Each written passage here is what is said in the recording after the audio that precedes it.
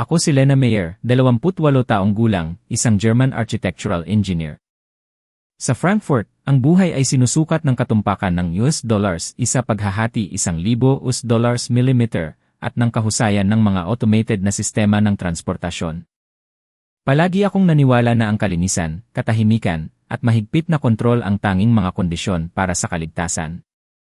Ngunit ngayon, nakatayo ako sa gitna ng Maynila, Pilipinas, at ang aking pananaw ay hinahamon ng isang magandang kaguluhan. 3 linggo na ang nakalipas, sa isang meeting sa Berlin, nang ipahayag kong maglalaan ako ng 1 buwan sa Pilipinas, biglang nag-react ang kasamahan kong si Leo, isang Swiss. Sa Pilipinas?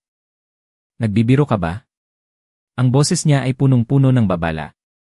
Nakapunta na si Leo sa Timog Silangang Asya, at ang mga kwento niya ay pawang karahasan, siksikan, at pagnanakaw. Sobrang init doon, ang daming usok, at ang trapiko. Para kang nasa impyerno. Ang mga tao, nagpapanggap lang na mabait, pero gusto lang nilang agawin ang pera mo. Ituturing ka nilang li na naglalakad dahil isa kang dayuhan. Kahit ang kasamahan kong si Zian, isang Chinese na nagmula sa Asya, ay nagbigay ng katulad na babala. Tama si Leo. Ang safety record nila ay hindi maganda. Sa pananaw ko, masyadong magulo ang politika at lipunan nila. Mahirap magtiwala sa lugar na maraming kawalan ng katiyakan. Mas mainam pang pumunta ka sa Japan o Singapore. Ang mga tagubiling ito ay malalim na nag-ugat sa aking isipan. Alam kong bilang isang profesional, kailangan kong paghiwalayin ang teorya sa katotohanan. Pumunta ako rito, hindi para manghusga, kundi para hanapin ang katotohanan mismo. Ngunit ang pagdating ko ay nagpatunay sa maraming babala. Pagbaba ko ng eroplano sa Ninoy Aquino International Airport, NE, Terminal 3, sinalubong ako ng isang init na hindi ko pa naranasan. Ito ay init na yumakap sa balat, malagkit, ngunit punong-puno ng buhay. Tama si Leo sa isang punto, sobrang daming tao. Sa labas ng paliparan, sinalubong ako ng siksikang mukha.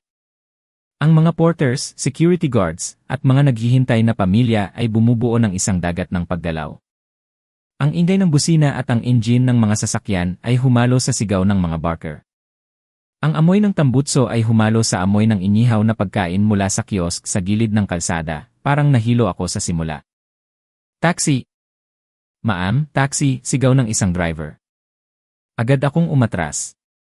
Naalala ko ang babala ni Zian, lahat sila, lolokohin ka. Mahigpit kong hinawakan ang aking bag. Sa Frankfurt, ang ganitong kaguluhan ay kokontrolin ng malaking puwersa ng pulisya at libu-libong security camera. Ngunit dito, tila walang batas. Dahil sa takot, sumakay ako sa isang airport taxi na may nakasulat na metered sa gilid. Sinubukan kong maging kalmado, ngunit nakita ko ang driver na tumingin sa akin sa rearview mirror ng ilang beses. Nakita ko ang isang sticker na nakadikit sa dashboard na may nakasulat na, bawal maging gahaman. Isipin si Jesus. Isang kakaibang pagtatangka ng moralidad sa gitna ng transaksyon. Nagtuloy kami sa Ermita, ang lugar malapit sa Manila Bay.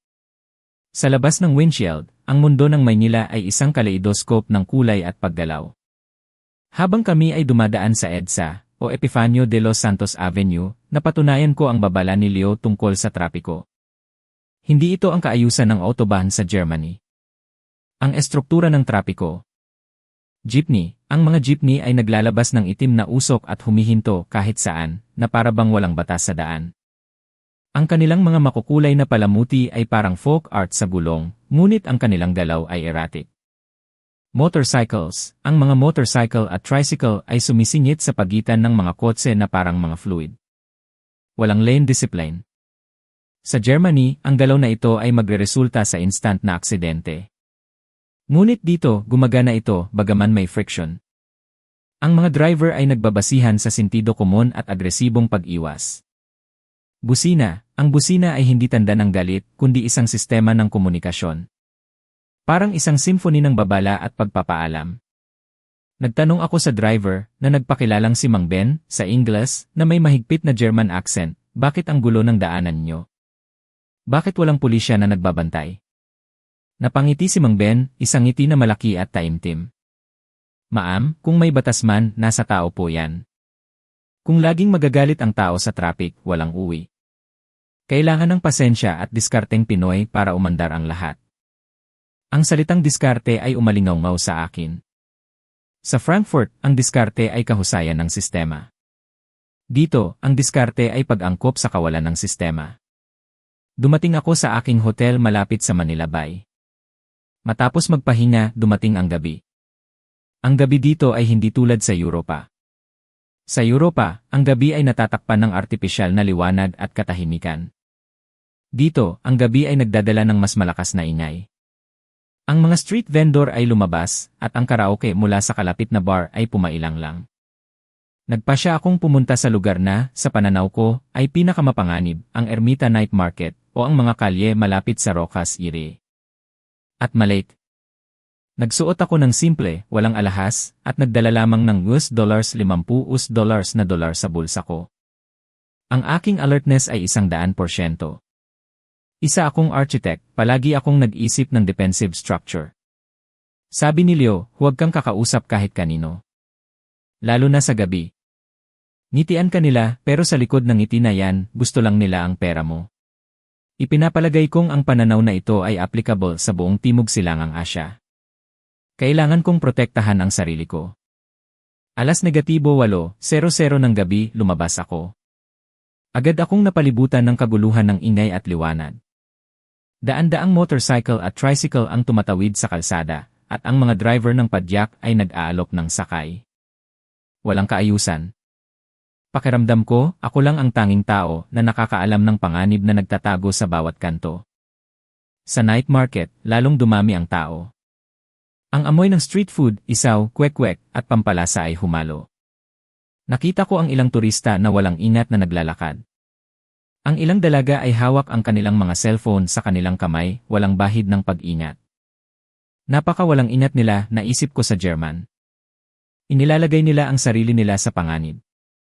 Sa Frankfurt, mawawala ang cellphone mo sa loob ng 5 minuto kung ganyan ka kawalang ingat. Tumayo ako sa isang kanto, pinagmamasdan ang pulutong. Ang aking mga mata ay parang security camera, naghahanap ng anumang sign ng banta. Sign ng tensyon, sign ng karahasan, o kahit petty theft. Ngunit ang nakita ko ay hindi tensyon. Nakita ko ang ngiti. Ngiti sa lahat ng dako. Ang ngiti ng lalaking nagtitinda ng balut. Ang ngiti ng isang ina na nakikipaglaro sa kanyang anak malapit sa sidewalk. Ito ay taimtim na ngiti na hindi ko inasahan. Alam kong kailangan kong mag-set up ng isang eksperimento upang patunayan ang aking teorya o sirain ito. Kailangan kong hanapin ang kasamaan sa likod ng magandang facade na ito. Nagsimula akong maglakad patungo sa gitna ng night market. Nakasalubong ko ang isang maliit na obstacle na isang perpektong simula. Bumili ako ng isang bottled water sa isang small stall. Ang nagtitinda ay isang dalaga na may malaking ngiti. Nagbayad ako gamit ang isang malaking bill, $1,000. Naisip ko, gaano kaya kalaki ang itatago nila sa akin? Naghintay ako ng pandaraya o pagpapakita ng pagkainis. Kinuha niya ang bayad at ibinalik ang sukli. Maingat kong sinuri.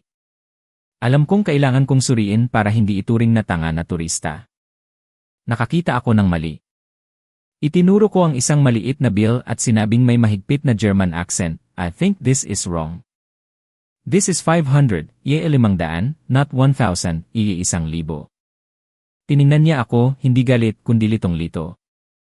Tiningnan niya ang computation niya. Pagkatapos tumawa siya, tumawa ng malakas. Hindi tawa ng panunuya kundi tawa ng pagkapahiya. Ay, sorry po ma'am. Nagkamali po ako sa sukli dahil ang dami ng tao, sabi niya sa Tagalog at gumamit ng hand gesture para magpatuloy, pasensya na po. Ibabalik ko na po ang tama. Inabot niya sa akin ang tamang sukli.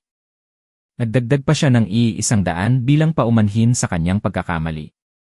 Nabigla ako. Ang petty revenge na inaasahan ko ay naging kusang loob na katapatan at labis na paghingi ng paumanhin.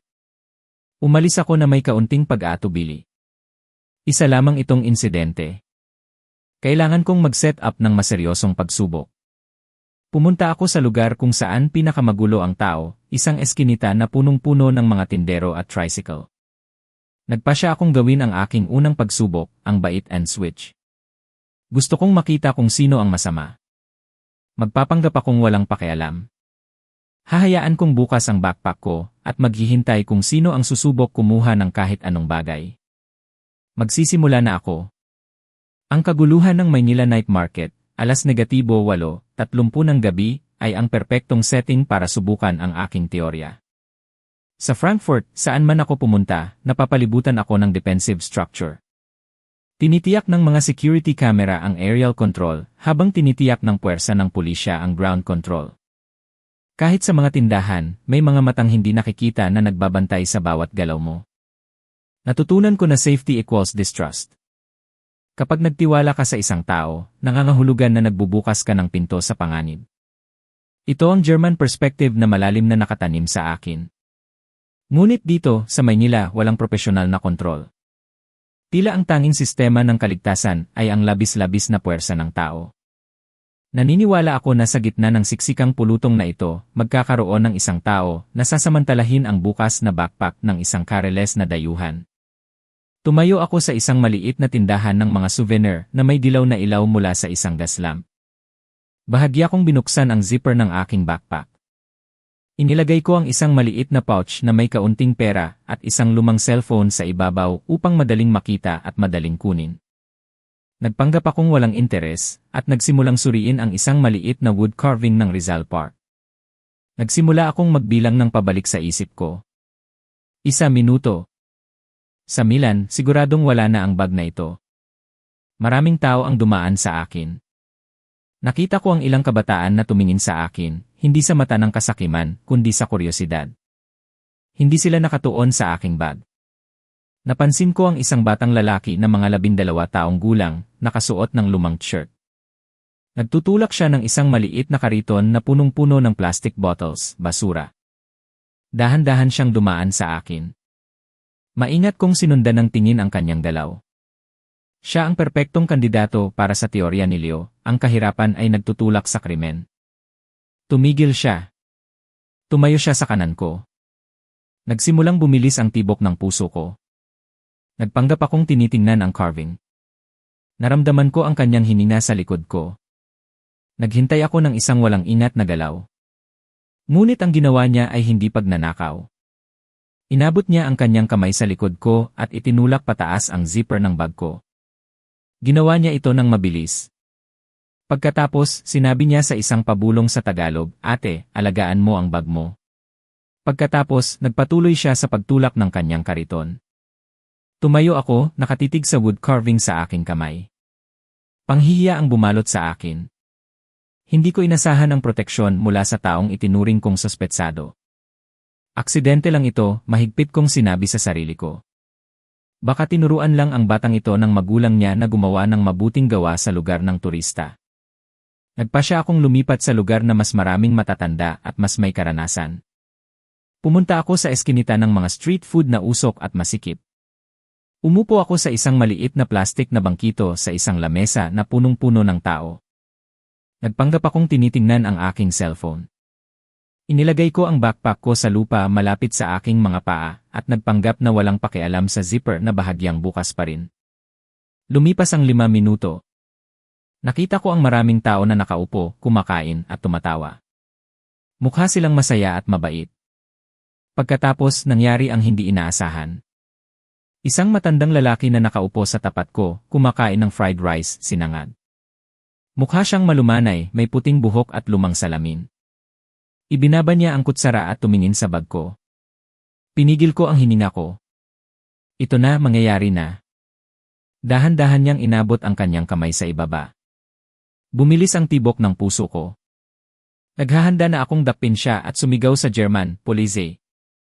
Inabot niya ang kanyang kamay sa bag ko. Ngunit hindi niya ito hinawakan. Dinampot niya ang isang maliit na maruming papel na nahulog mula sa lamesa, malapit sa aking bag. Itinapon niya ito sa kalapit na basurahan. Pagkatapos, yumuko siya sa akin at sinabing may malaking ngiti, "Ma'am, huwag mo pong ilagay ang bag mo sa sahig. Marumi po yan at delikado rin." Inangat niya ang bag ko at inilagay sa aking kandungan. Hindi ako makapagsalita. Nakatitig lang ako sa kanya sa gulat. Hindi siya tumingin sa aking mga mata. Bumalik siya sa kanyang sinangad. Kinuha ko ang backpack ko. Mahigpit ko itong hinawakan. Parang nakatanggap ako ng isang mahigpit na aral.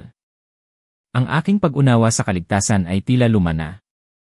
Bakit ganoon na lang ang pagmamalasakit ng mga taong ito, naisip ko. Sa Europa, walang sinuman ang mag-interes sa bag mo. Iisipin nilang problema mo yan. Ito ba ay tunay na katapatan o isa ba itong henyo na pagganap ng buong lungsod? May mga nakatagong kamera ba rito? Tumayo ako at huminga ng malalim. Kailangan kong mag-set up ng isang hindi mapag-aalinlangan ng pagsubok. Ang bukas na backpack na eksperimento ay ikinagulat ko. Ang katapatan na yon ay hindi makatuwiran. Bakit ang isang tao na maaaring nangangailangan ng pera ay pipiliting protektahan ang pag-aari ng isang dayuhan? Ang aking malamig na pananaw ay nagsimulang matunaw. Gayunpaman, naniniwala pa rin ako na ang kaguluhan ng lungsod ay mananaig sa individual na moralidad. Natutunan ko na sa malalaking lungsod, madaling maging walang pakialam sa problema ng iba. Kapag nasa Berlin ka, hindi ka mag-aabalang tulungan ang isang turistang mukhang nalilito. Iisipin mong personal nilang problema iyon at kailangan mong magmadali para on time ka. Nagpasya akong pumunta sa pinakaabalang lugar sa Maynila, ang Quiapo Market bandang 9:00 ng gabi. Bagaman sarado na ang ilang tindahan, ang mga kalye sa paligid ay punong-puno ng mga street vendor at pulutong na umuwi. Naglakad ako sa isang masikip na eskinita na may amoy ng pampalasa at usok mula sa mga wok na mainit.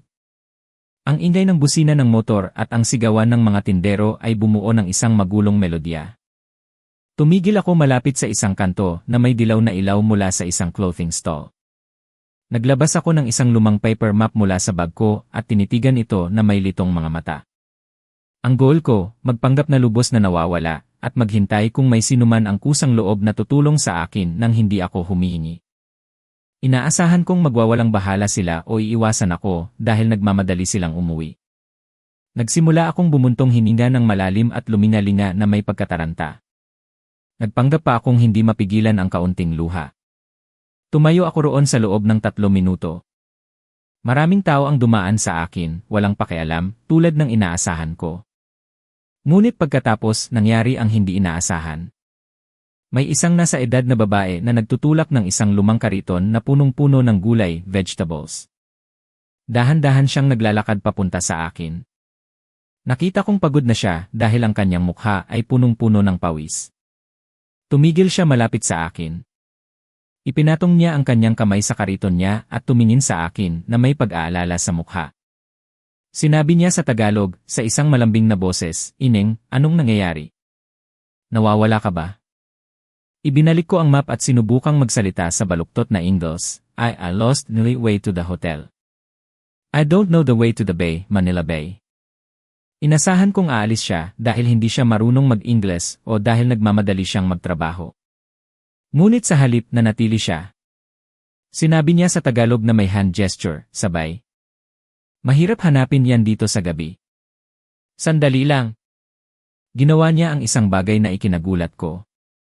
Kinuha niya ang isang lumang cellphone mula sa kanyang bulsa at sinubukang tumawag sa kung sino.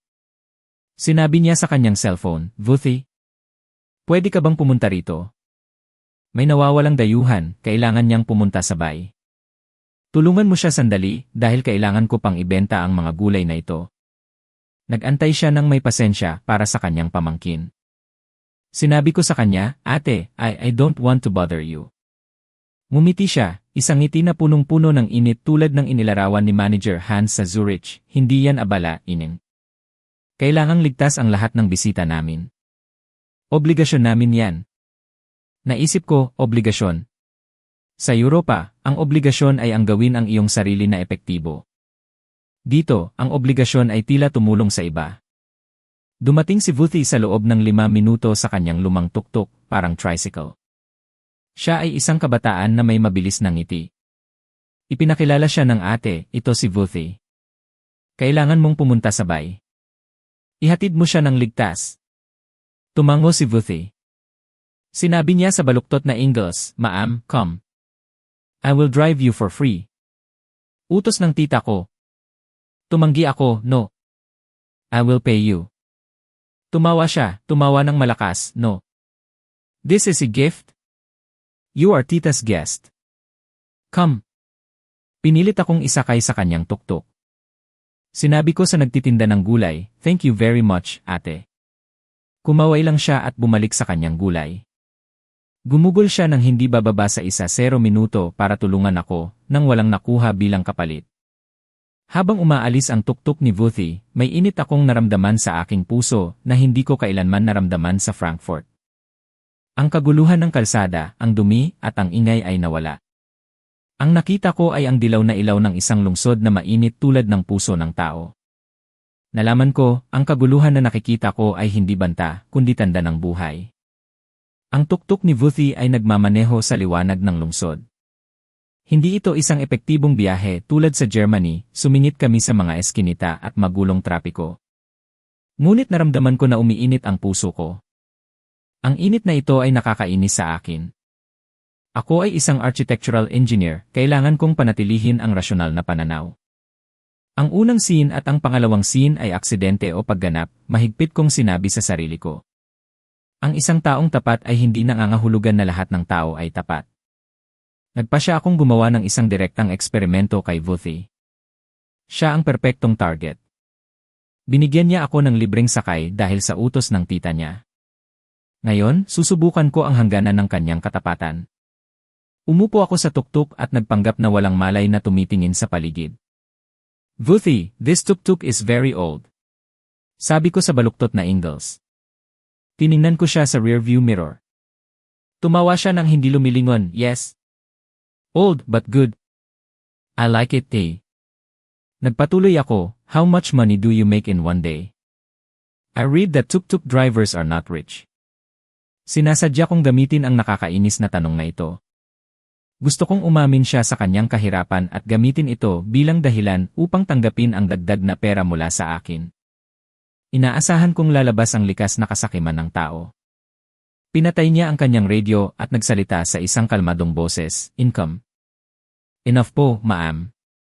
I don't complain." Hindi pa rin ako naniniwala. "But I want to give you extra money. I have a good job in Germany." Kinuha ko ang isang $5 bill mula sa bulsa ko. Ito ay malaking halaga para sa maikling biyahe. "This is for you, Vuthi. For your honesty." Sabi ko at inabot sa kanya. Hindi kinuha ni Vuthi ang bill. Tiningnan niya ito sa rearview mirror. Ipinahinto niya ang kanyang tuktok sa traffic light. Sinabi niya sa isang seryosong boses, "Ma'am Lena, I know you have a lot of money. But I am an honest man. And my tita told me to drive you safely and not charge you. I don't want to break the promise." Nagulat ako. Inasahan kong dadakmain niya ang bill na ito. Nagpatuloy ako sa pagsubok, "But this is your service fee. It is not a bribe."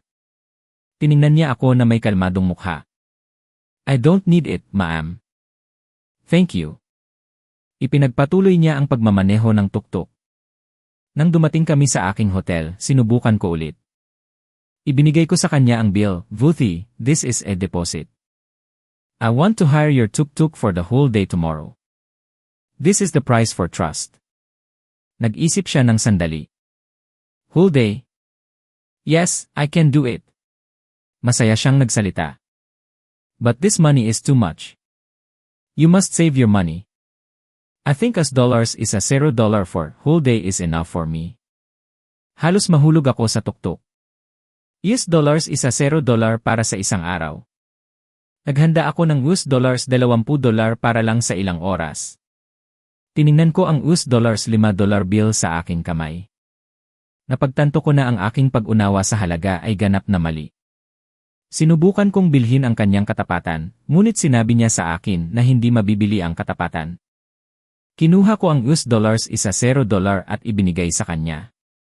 "Thank you, Vuthi. See you at Pitodel tomorrow." Tinanggap niya ang pera at mumiti ng malaki. "Yes. See you, ma'am. Good night." Naglakad ako papasok sa hotel na may pakiramdam ng kahihiyan at pagdalang. Sinubukan kong patunayan na siya ay gahaman, ngunit pinatunayan niya na ako ay nagkakamali. Umupo ako sa aking kama. Ang babala ni Leo ay tila isang baliw na kwento. Agawin nila ang pera mo. Ngunit tinanggihan ni Vuthi ang $5 bill noong pwede niya itong kunin. hindi sila tapat. Ngunit inisip niya ang aking pinansyal na interes. Nalaman ko na ang aking pinakamalaking obstacle ay hindi ang Maynila, kundi ang aking pagdududa. Ang salaysay na ito ay pinalawak at inangkop sa konteksto ng Pilipinas-Maynila, sumusunod sa mga tagubilin para sa pagbabago ng cultural setting at pagpapalawig ng mga detalye at emosyon. Ang kwento ay nagpapatuloy sa pagsubok ni Lena sa honor system at sa lost wallet na eksperimento. Para ipagpatuloy ang kwento at maabot ang haba na 50 pahinang dosi, kailangan kong ipagpatuloy ang pagpapalawak ng mga natitirang bahagi ng salaysay. Hilingin mo sa akin na ipagpatuloy ang salaysay, continue the narrative, upang ituloy ang karanasan ni Lena sa honor system at lost wallet sa Maynila at tapusin ang kanyang e-cultural transformation.